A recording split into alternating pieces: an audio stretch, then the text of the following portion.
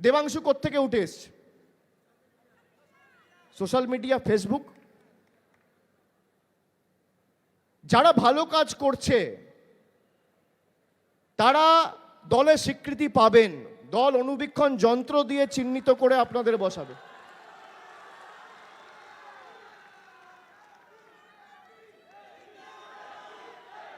কোনো চিন্তা করার দরকার নেই।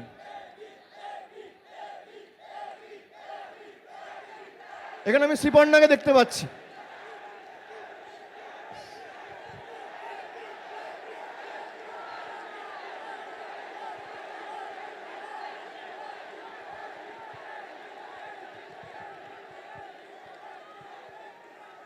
বিজেপির যে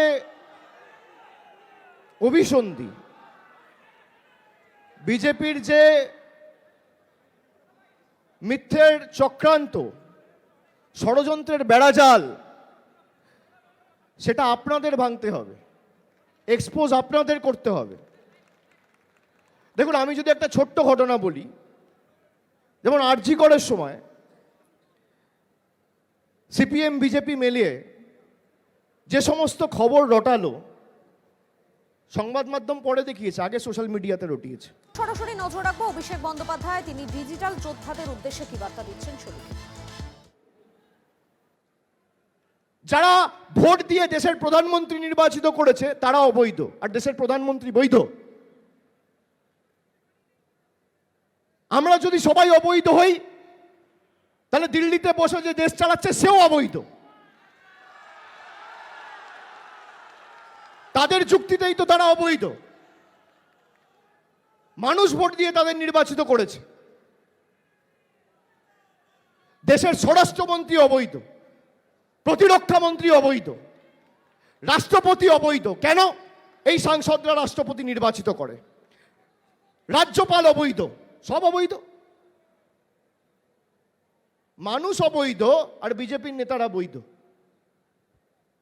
কোথাও যদি কোনো খবর পান কোনো মানুষের অসুবিধা হচ্ছে, আপনাদের তরফ থেকে সেই বুথে যোগাযোগ করার ব্যবস্থা করুন, সেই ক্যাম্পে নিয়ে যান। আমাদের প্রত্যেকটা অঞ্চলে, ওয়ার্ডে ক্যাম্প রয়েছে।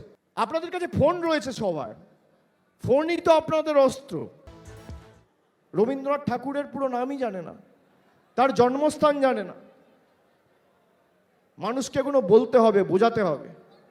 এই যে হঠাৎ করে দু চারটে পোস্ট করে দেয়, এখানে ঠাকুরের মূর্তি ভাঙা হয়েছে, এগুলো দেখেন আপনারা, খেয়াল রাখেন, খেয়াল রাখেন। শুনুন, এগুলো প্রথমত যেখানে হবে সেখানে যে নির্বাচিত প্রতিনিধি আছে তার সাথে আগে কথা বলবেন, পুরো ঘটনাটা কি আগে জানতে হবে। হঠাৎ করে একজন মাতাল এসে রাত্রিবেলা 2টোর সময় মদ খেয়ে ঠাকুরের একটা হাত ভেঙে দিল, নিয়ে বলছে তৃণমূল করেছে, হিন্দু মুসলমান লাগিয়ে দেওয়ার ধান্দা। রেড রোড দখল করে কেন নামাজ পড়া হবে? আরে এটাই বাংলার কৃষ্টি রে ভাই, যেটা ভারতবর্ষ পারে না বাংলা করে দেখায়। এটাই বাংলার ঐতিহ্য। আর এখানে আমি অন ক্যামেরা বলছি, এক সম্প্রদায় অন্য সম্প্রদায়ের জন্য ত্যাগ করতে জানে, তাকে আপন করে নিতে জানে, সুখ দুঃখের মধ্যে ভ্রাতৃত্বকে আরো সুদৃঢ় করতে জানে। এটাই বাংলা।